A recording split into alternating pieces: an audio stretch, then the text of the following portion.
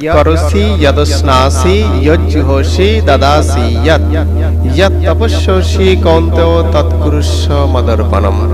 হে অর্জুন, তুমি যা কিছু কর্ম করো, এখানে আত্মসমর্পণের কথা বলছেন ভগবান, যে আমাকে সমর্পণ করতে শেখো, আমাকে দিতে শেখো। কারণ তুমি যা কিছু ভোগ করছো সব আমারই, তাই আমাকে নিবেদন করে সবকিছু ভোগ করতে শেখো। এটা বলছেন, তুমি যা কর্ম করো, যা আহার করো, যা হোম করো, যা দান করো এবং যে তপস্যা করো, তা সবই আমাকে অর্পণ করো। ভগবান অর্পণ করার কথা বলছেন, তাকে সমস্ত কিছু, আমরা জীবনে যা কিছু করছি না কেন সব ভগবানকে অর্পণ করে দাও, অর্থাৎ আমাকে সবকিছু অর্পণ করে দাও। এটা ভগবান বলছেন।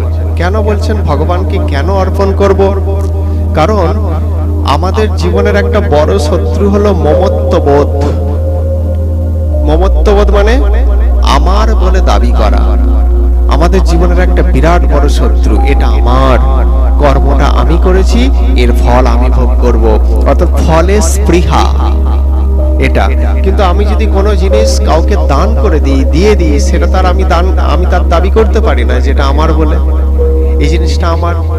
আর যেহেতু আমাদের শত্রু হচ্ছে মমত্ববোধ, ভগবান দ্বাদশ অধ্যায়ে বলেছেন যে মমত্ববোধ ত্যাগ করো, মমত্ববোধ শূন্য হও, এটা বলেছেন। তাহলে মমত্ববোধ শূন্য বলতে কি করে আমরা হতে পারি?